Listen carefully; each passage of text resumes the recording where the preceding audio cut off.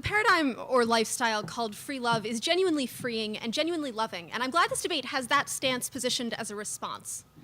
Because in the 1970s and today, that's what it is, a confrontation with and a response to norms and paradigms more constraining and less conducive to what I would call love. Structures like marriage, or rather a strong norm of structures like marriage, serial monogamy, and so forth, the structures people would suggest as alternatives to what gets called free love, do a number of harmful things. First, they facilitate stigmas against the individuals whose predilections will always keep them at a distance from the norm. These cycles are self-perpetuating. Within a paradigm of universal monogamy, anything unusual attracts negative attention for being unusual, reinforcing continually a message that the thing which happens to be unusual is inherently wrong. The cost to reputation, mentioned earlier, is predicated not on anything real, but on this cycle, not on something demeaning about sex with someone you may not know very well or any other kind of non-traditional relationship, but about the fact that these activities, these experiences, these ways of inhabiting the world are today either unusual or designated unusual by a whole slate of media forces that sort of try to posit the happy couple at the end of the story, the answer yes at the end of the question, which implies something after the credits roll, all of these things which set up monogamy as a norm where it may not be. It's certainly possible to go too far and stigmatize the monogamous by enforcing a norm of sleeping with strangers. In theory, maybe somewhere I've never been and I've spent the last 4 years in college. But this isn't just an arbitrary distinction. Free love isn't just a force to balance out some equally okay norm that has simply become too normalized to allow exploration. Too relentless an emphasis on monogamy makes people look for love, sex, partnership, and the possibility of a long-term continuation, all in the same place, all at the same time, everywhere and all the time. Until we can pick apart some of these different things people want, people will be trapped by the idea that the only good relationships are the ones that last, an idea which often traps people in relationships that are basically over, because they don't want to invalidate some earlier, genuinely positive stage.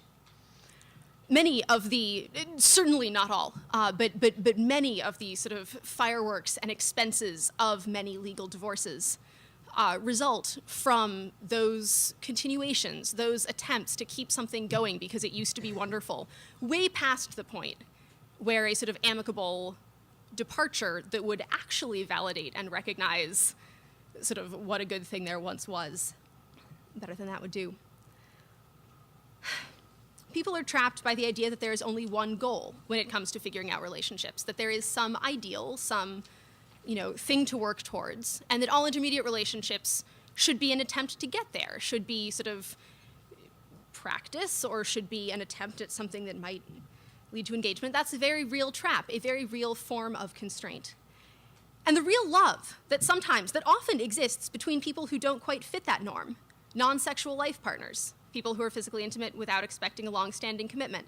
This love is rejected and overlooked. The paradigm of free love allows more space for such genuine forms of love as these. On a positive note, it begins negatively. The ideal of free love removes the norms on which people can lean when they try to set up relationships that approximate what they think they want. Norms on which people can lean to sort of achieve the white picket fence or achieve something else they've been trained to call love, the sequence of dinners, maybe in some cases that's achieving lots of physical intimacy and not the rest of it, and thinking that that's as close as possible to this sort of norm to which free love is, I think, a real sort of form of interrogation, if not a form of rejection, but it's probably a form of rejection. Free love demands a kind of honesty about desire and a kind of specificity about desire. It requires thinking about all of the many things that are possible, not as sort of one thing, not as do I or don't I want to be in this one kind of relationship that involves commitment, that involves costs, that involves certain benefits, that involves certain structures, but thinking about all the different pieces, figuring out which pieces fit into a life at a given time, fit into a place at a given moment. That picking apart, that specificity, is definitionally much closer to love and much closer to freedom than any other option I see. No single paradigm for interacting with other people and no single paradigm for sexuality will ever be perfect. Are there pressures inherent to free love? Yes. But these are much weaker then the opposing pressures have been and still are. And in many ways, I think they're better. I think they force us into challenges that produce better relationships and produce better people than the opposing pressures do.